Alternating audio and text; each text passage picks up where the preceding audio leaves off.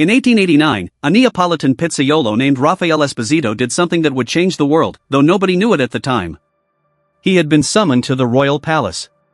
Queen Margherita of Savoy was visiting Naples, and someone had decided that the queen should try the food that the city's poorest residents had been eating for centuries. The food that respectable Italian society had long considered beneath them.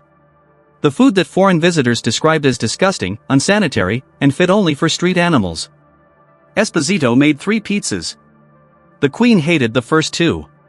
The third one, topped with tomato, mozzarella, and fresh basil, the colors of the Italian flag, she reportedly loved. Esposito named it after her. The Margherita pizza was born. Within a generation, a food that had been associated with poverty, filth, and desperation had acquired a royal name. Within a century, it would become the most consumed dish on the planet. Within 2 centuries, it would be a $40 billion global industry spanning every country on Earth.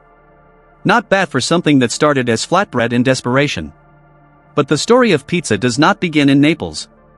It does not begin in Italy at all. To understand how pizza became what it is, you need to go back much further. Past the Renaissance. Past the Roman Empire. Past recorded history as most people think about it. You need to go back roughly 7,000 years, to the ancient civilizations of the Fertile Crescent. The concept of flatbread is almost as old as human agriculture itself. When Neolithic farmers in what is now modern Iran, Iraq, and Syria first began grinding wild grains into rough flour and mixing it with water, they discovered something almost by accident. If you pressed that dough flat and laid it on a hot stone near a fire, it cooked quickly, evenly, and produced something edible, portable, and filling. No oven required. No specialized equipment. Just grain, water, heat, and hunger. Ancient Egyptians were baking leavened flatbreads as far back as 3000 BCE. Persian soldiers under Darius the Great around 500 BCE were reportedly baking flatbreads on their shields over open fires and topping them with cheese and dates during military campaigns. Ancient Greeks baked a flatbread called plakis, topped with herbs, onion, and garlic. The Romans had a version called placenta, not the biological term, which was a flatbread base layered with cheese, honey, and bay leaves, baked and eaten as a common street food throughout the empire. When Roman legions marched through what would later become the Italian peninsula, they carried this tradition with them. The idea of bread as both plate and meal, of flatbread as a vehicle for other flavors, settled into the DNA of Mediterranean food culture and stayed there. But here is the thing most people do not realize about ancient pizza-like foods. None of them had tomatoes. Not one. Because tomatoes did not exist in Europe or the Mediterranean world until the 1500s. The tomato, like the potato, came from the Americas. And like the potato, when it first arrived in Europe, almost nobody wanted to eat it. The Spanish brought tomatoes back from Mexico and Peru sometime around 1520.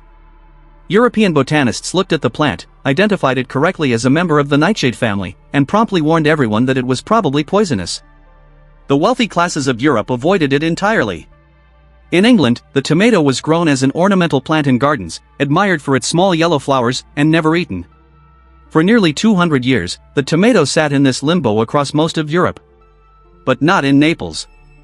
Naples in the 1500s and 1600s was one of the most densely populated cities in the world. It was also one of the most unequal. The wealthy lived in palaces overlooking the bay.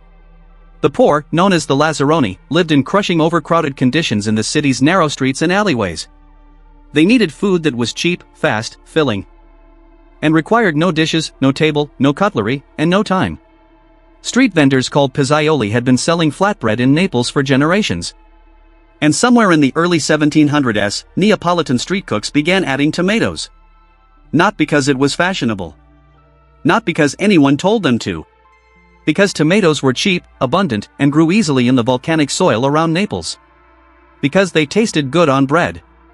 Because hungry people with almost nothing will always find creative solutions before the wealthy classes figure out what they are even looking at. The Lazzaroni were eating tomato flatbread a century before the rest of Europe would even agree the tomato was safe to consume. This is where pizza was truly born. Not in a royal kitchen. Not in a restaurant. In the streets, in poverty, in hunger, in the extraordinary culinary creativity that seems to emerge wherever people have very little and need to make something from almost nothing. By the early 1800s, pizza had become the defining street food of Naples. Small pizzerias operated out of open doorways and market stalls. Workers would stop on their way to the docks or the workshops, eat standing up, and move on. The pizza was simple. Flatbread dough, tomato, maybe some garlic, maybe some lard, sometimes a sprinkle of local cheese. No forks. No plates. Sometimes the pizza was folded in half and called a libretto, a little book, so it could be carried in one hand. Foreign visitors to Naples during this period wrote about pizza with barely concealed horror. The French writer Alexandre Dumas, visiting Naples in 1835, described the pizza as a dish for the most desperate classes, covered in what appeared to be lard, drippings, and a red substance he seemed uncertain was safe to eat. He found the whole thing revolting. He also could not stop eating it. His account reads as a man profoundly conflicted between his aristocratic sensibilities and his appetite. This pattern repeats constantly in pizza's history. People who were supposed to find it disgusting found it impossible to resist. When unified Italy was formed in 1861, Naples became part of the new Italian state. The Neapolitan poor remained exactly as poor as they had been before. But pizza began, very slowly, to attract attention beyond the slums. And then came 1889 and Queen Margherita. The story of Raphael Esposito and the Queen is almost certainly more myth than precise history. Scholars debate whether the letter of gratitude from the royal household was genuine, whether Esposito truly invented the combination or simply popularized it, and whether the Queen's enthusiasm was diplomatic politeness or genuine delight. None of that matters. What matters is what the story did. It gave pizza legitimacy. It gave it a story. And in a newly unified Italy deeply anxious about its national identity, a food named after the Queen and colored like the national flag became something no amount of advertising could have manufactured. It became a symbol. Pizzerias multiplied in Naples. The craft of the pizzaiolo, the pizza maker, became a genuine profession with apprenticeships, traditions, and fierce local pride. The Neapolitan pizza developed strict conventions. The dough had to be made with specific local flour. It had to be hand-stretched, never rolled with a pin, because a rolling pin crushes the air bubbles that give good dough its texture. It had to be cooked in a wood-fired stone oven at extremely high temperatures, between 800 and 900 degrees Fahrenheit, for no more than 90 seconds. The crust should be soft in the center, slightly charred at the edges, with irregular air pockets from the fermentation. These were not written rules yet. They were oral traditions passed from master to apprentice, generation to generation, in the backrooms of Neapolitan pizzerias. The knowledge lived in hands, not textbooks. And then Italy began to export its people to the world. Between 1880 and 1930, roughly 4 million Italians emigrated to the United States. The majority were Southern Italians. Many were Neapolitan. They arrived in New York, Chicago, Philadelphia, and Boston, carrying almost nothing. Their language, their customs, their religion, and their food. The first American pizzeria on record was Lombardi's, opened in 1905 in Manhattan's Little Italy by Gennaro Lombardi, a Neapolitan immigrant. It was not a restaurant in any sophisticated sense. It was a small, simple operation selling pizza to the Italian immigrant community. Americans outside the neighborhood largely ignored it. For the first 4 decades of pizza's American life, it remained an ethnic food.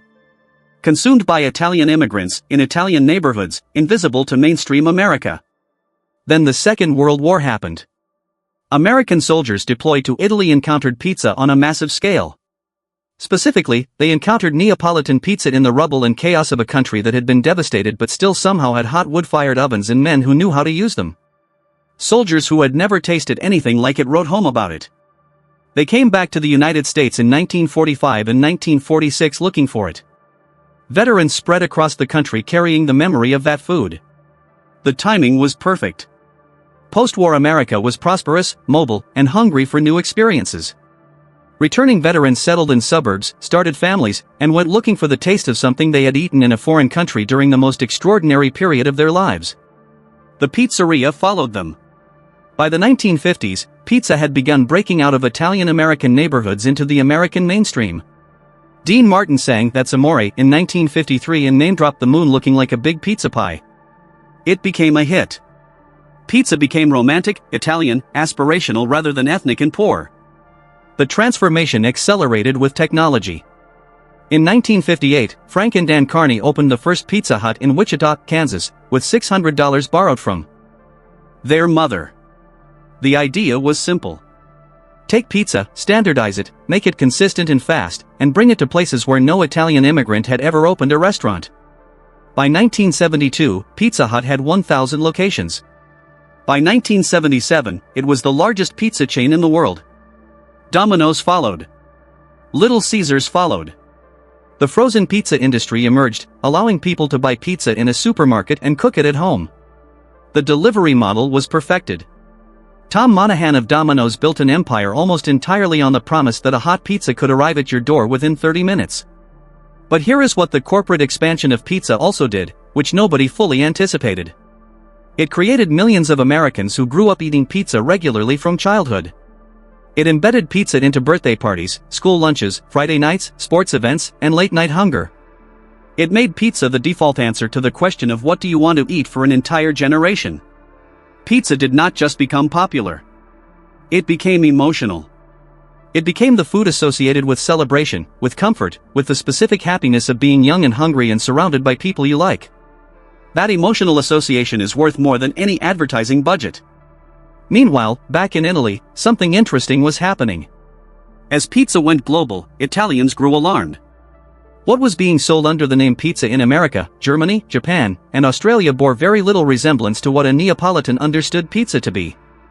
Thick crusts, excessive toppings, processed cheese, sweet tomato sauce, pineapple, an entire global reimagining of their cultural heritage that Italian pizzaioli found somewhere between baffling and offensive. In 1984, a group of Neapolitan pizza makers formed the Associazione Verace Pizza Napoletana, the true Neapolitan Pizza Association. Its purpose was to codify, protect, and certify authentic Neapolitan pizza. The association produced a precise document defining every element of genuine Neapolitan pizza.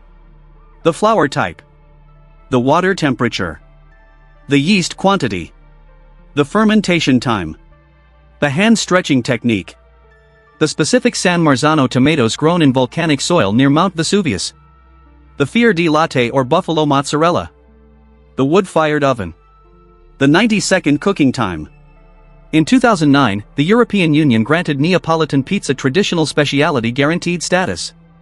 It became legally protected in the same category as champagne and Parmesan cheese. Making something and calling it Neapolitan pizza without meeting the certified criteria became, in European law, fraudulent. The Neapolitans had watched their street food become a global phenomenon and responded by drawing a very precise legal boundary around the original. They were not wrong to do it. And it did not slow pizza down even slightly. Today, pizza is the most widely consumed food in the world. Not the most produced, not the most traded, but the most broadly eaten across the greatest number of cultures. There are over 5 million pizzerias operating worldwide. Global pizza industry revenues exceed $40 billion annually. Americans alone eat approximately 3 billion pizzas per year, or roughly 40 pounds of pizza per person. Every country has adapted it. Japan has created entire pizza subcategories, including mayonnaise and potato pizza and teriyaki chicken pizza, that would make a Neapolitan weep. In Brazil, pizza is eaten with catupiry cream cheese and sometimes chocolate as a dessert. Indian pizza features paneer, tandoori chicken, and spiced vegetable toppings. Swedish pizza topped with banana and curry powder is entirely normal and widely loved in Sweden, regardless of what anyone outside Sweden thinks about it. In Turkey, there is a national debate about whether the traditional lahmacun, a spiced meat flatbread, deserves to be called Turkish pizza, a question that generates genuine political passion. Pizza does not just travel. It transforms every culture that adopts it, makes it its own while still calling it pizza. It is one of the very few foods on earth with that particular ability. The reason pizza conquered the world is not complicated. But it is worth saying clearly. Pizza is the perfect combination of carbohydrate, fat, salt, and umami in a format that is infinitely customizable, portable, shareable, and tied to nearly universal emotional associations. The combination of bread dough, tomato sauce, and melted cheese hits multiple biological pleasure triggers simultaneously. The crust provides texture contrast. The cheese provides fat and protein. The tomato provides acid that cuts through the richness. The heat activates aromatic compounds in the toppings. The entire structure is designed, accidentally, to make the human brain very happy. Food scientists who study palatability describe pizza as a near-perfect bliss food. Not because of any single ingredient, but because of how all the ingredients interact. The Maillard reaction in the browned crust. The stretchiness of melted mozzarella. The slight sweetness in a properly fermented dough. These are not accidents of tradition. They are the accumulated result of thousands of individual small decisions made by generations of pizza makers who were following their senses, not scientific theory. They did not know the term food science. They were doing it anyway. The Lazzaroni of Naples who ate tomato flatbread in the street had no idea what they were starting. The Pizzaioli who perfected the wood-fired craft over generations had no idea their techniques would become the subject of European Union law and international certification programs. The Italian immigrants who opened small shops in Manhattan in 1905 had no idea they were planting the seed of a $40 billion industry. Raphael Esposito, standing in a royal kitchen in 1889, probably just hoped the Queen would not have him thrown out. What they all shared was something simpler than ambition. They were feeding people. They were taking cheap, available ingredients and transforming them through skill, heat, and instinct into something that made people feel satisfied, warm, and briefly less troubled by everything else in the world. That is what comfort food means, at its deepest level. Not that it is simple. Not that it is unhealthy. Not that it is indulgent. It means that eating it creates, for a moment, a specific feeling of being cared for. Of being exactly where you should be. Pizza does that for more people, in more countries, in more languages, than any other food that has ever existed. A flatbread topped with tomatoes and cheese, born in poverty on the streets of a city most of the world had dismissed, carried across an ocean by people most of the world had ignored, transformed by a century of migration, war, technology, and culture into something the entire planet recognizes and wants. Not bad for something that started as bread and desperation. If you found this history worth watching, subscribe and tell us in the comments, what does your ideal pizza look like? And which part of pizza's history surprised you most?